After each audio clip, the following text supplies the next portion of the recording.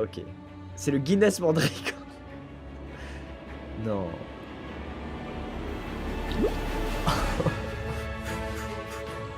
Tant d'énergie pour un truc si con. J'adore, mais d'un autre côté, je peux pas m'empêcher de me dire, putain, mais si cette énergie, on la consacrait à un truc vraiment utile, genre, il se passerait quoi? Une horloge de 24 heures. Non, ça c'est non. Ça c'est ciao. Non, moi je vais m'énerver au bout d'un moment. On est plus capable de lire 6, 7, 8, 9 au lieu de 10.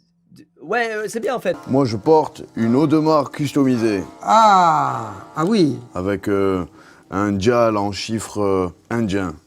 Je crois que la valeur monétaire du monde entier est beaucoup plus régie par le temps que par l'argent, si tu veux. Oui. Parce que l'argent, ça va, ça vient, mais le temps, on le revient pas sur le temps. On peut pas en aller en arrière, on ne va qu'en avant. Et cette montre-là, elle a une durée de vie de 150-200 ans. L'expression attendre 107 ans. Notre-Dame de Paris, comme Loïc est très cultivé, il va nous dire en quelle année elle s'est construite. C'est en 1163, après Jésus Christ. Ok. Et elle a vraiment mis 107 ans à être construite, ce qui fait que les Parisiens en avaient vraiment marre de ce chantier auquel ils croyaient pas du tout. Et c'est devenu une expression courante de on va pas attendre 107 ans comme pour Notre-Dame en fait. C'était plus long avant.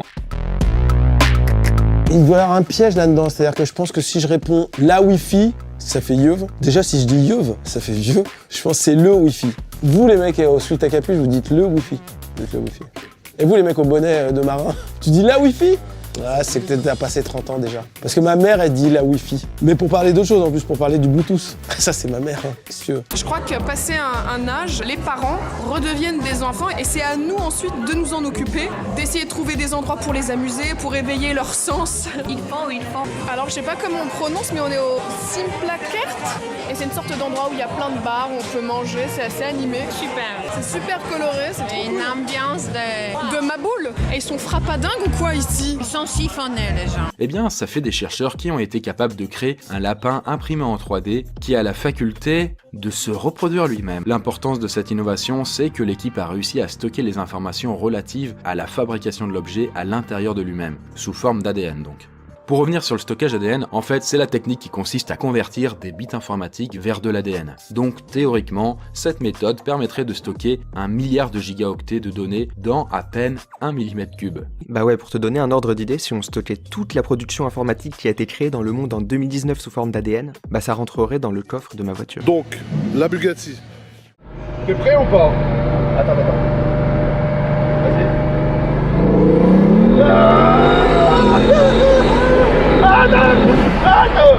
T'es complètement malade. Elle est en première à 100 km/h. En première vitesse à 100 km/h en mode sport. C'est n'importe quoi cette voiture. Hambourg Hamburger. Oh, le jeu de mots.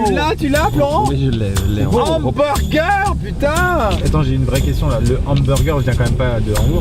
Eh bien si, mesdames et messieurs, le hamburger signifie galette de Hambourg en allemand. Il était traditionnellement servi aux ouvriers de Hambourg dans les cantines. Puis, il a été importé aux États-Unis à partir du 19e siècle grâce aux vagues d'immigration successives des Européens sur le sol américain. Bon, c'est un peu dégueulaase parce que tout le monde pense que le hamburger, ça vient des États-Unis, mais en même temps, les Allemands, ils ont un peu piqué la recette du kebab. Donc à un moment donné, c'est normal qu'il y ait un retour de bâton, les gars. Du coup, on te ramène le burger XXXL de Ibra TV, c'est le nouveau burger Ibra TV, mais on t'a fait un moyen XL. Comme t'as vu, c'était un peu compliqué de faire un gros steak, mais on a fait comme on a pu. Donc déjà, tu vois, c'est assez insolent, qui vaut quasiment 2 millions d'euros et qui est là pas pour rigoler. Les pneus, ils valent 50 000 euros.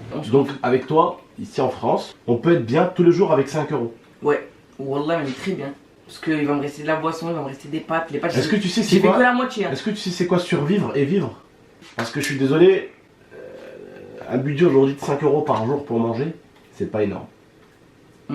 Après, si tu fais un bon usage, c'est quelque chose. Écoute, garçon, t'as mangé même pas pendant 24 heures avec 5 euros. Va faire ça pendant des mois, hein, et tu vas comprendre ce que c'est. Ce sont des enfants qui vivent en situation des rues parce que victimes d'une exclusion sociale. Eleve minga libanda papa biso akufaki bitumezala na este papa azalaki soda mama mpe soda bitumeli na este otemo asala eza te kimisa ndako na biso noo na biso akandoki aliala na biso ya mwasi yango nakimwananga ndako namona mpe ayolianga pamba. La violence déjà entre eux parce que la survivance dans la rue, il faut être plus fort.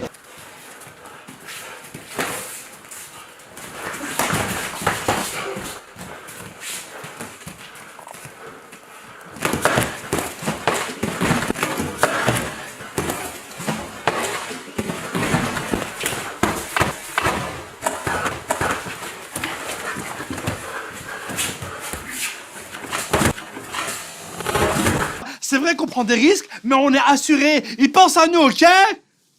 Bon, c'est à qui le burger? Et je vous préviens, j'ai déjà mangé les frites. Hein. Les assurances, je t'explique. Chez Uber Eats, si tu tombes malade, ils te donnent 25 € par jour pendant 15 jours maximum. Après, bonne chance. Chez Deliveroo, alors là, c'est n'importe quoi. Si tu as un accident et que tu perds ton œil, ils te donnent juste 12 500 €. Si tu perds l'ouïe, par exemple, d'une oreille, ils te donnent 6 250 €. Le truc, c'est même plus une assurance, c'est un cash express.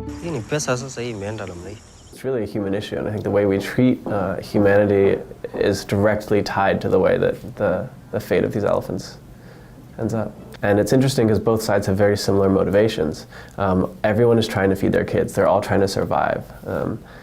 I think when the president of Kenya burned, over $150 million worth of ivory as a symbol of having no acceptance of poaching whatsoever, it sent a shockwave through the community. Habitants de la Terre, écoutez-moi attentivement.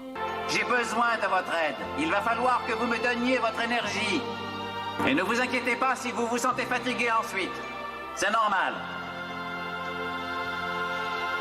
C'est le prix à payer. On n'a rien sans rien.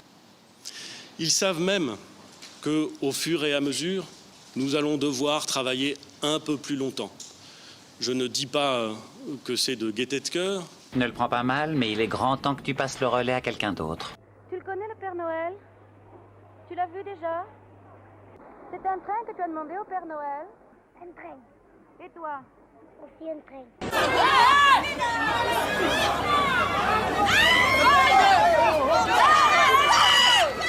C'est quoi votre problème, ma mère?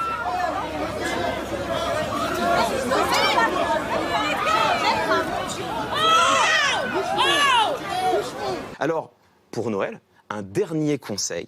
Souvenons-nous que ce ne sont pas toujours les orateurs les plus séduisants qui ont les arguments les plus convaincants. La méritocratie, c'est avant tout un discours, c'est dire que voilà, quand on veut, on peut, que si on fait des efforts, on va finir par y arriver, ça va finir par payer. Le problème, c'est que, d'une part, non seulement cette assertion est discutable, on a tout un tas de travaux qui nous montrent bien que les chances de réussite des uns et des autres sont quand même extrêmement liées à leur position sociale à la naissance. On n'a pas tous les mêmes ressources, on n'est pas tous nés sous la même étoile. Il ne faut pas oublier que quand on parle de méritocratie, dans une méritocratie, il y a des gagnants et il y a des perdants. La méritocratie, c'est pas forcément non plus la solution. Comme le disait un sociologue, le fait que le fils de balayeur pourrait devenir ministre et le fils de ministre pourrait devenir balayeur, ça pourrait bien, au final, ne rien changer à la relation de domination qui oppose le fils de balayeur et le fils de ministre, ou le ministre et le balayeur. C'est pas le niveau social qui classe les hommes. Moi, j'ai jamais été impressionné par un mec qui a de la thune, par un mec qui a du pouvoir, par un mec qui a la célébrité, mais j'ai toujours été impressionné par un mec généreux, qui a une dose d'amour de l'autre. Il m'a dit, reste fidèle à toi, les écoute pas. Ça te coûtera plein de choses, mais les écoute pas, reste fidèle, sois populaire. Et fous-toi des critiques. Tu sais, quand un petit garçon, il demande ce qu'il veut faire plus tard, il va te dire, je vais être pompier, je vais être gendarme. Il n'y a pas un qui va te dire, plus tard, je serai critique, je critiquerai tout. C'est pas un truc de gosse, ça, c'est pas bien. Qui fait le métier qu'il rêvait de faire quand il était enfant? Vas-y. Détective privé. Tu sais que c'est la détective privée la moins discrète de tous les temps. Je suis détective privé. Voilà, si ça intéresse quelqu'un, oublie pas mon visage, si je vous suis dans la rue, c'est moi. T'as quel âge toi pour faire un métier? T'as 12 ans, ça va pas ou quoi? On n'est pas en Birmanie, d'où il travaille lui? T'as quel âge? Ah, t'as 17 ans, et c'est ton métier du coup? Qu'est-ce que tu fais? Pâtissier. Que des femmes. Il va me faire oublier la tromperie. Pâtissier, ça j'y crois à mort. Il est maintenant temps de passer au cadeau. Ouais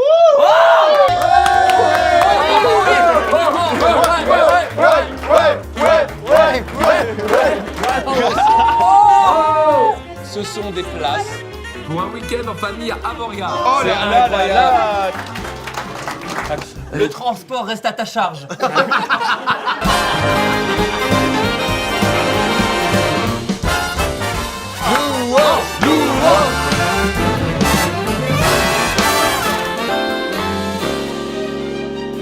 Merci vraiment d'être venus, d'avoir profité de ce moment. Passez de bonnes fêtes avec vos familles, vos amis, on vous embrasse, on est dans votre l'amour.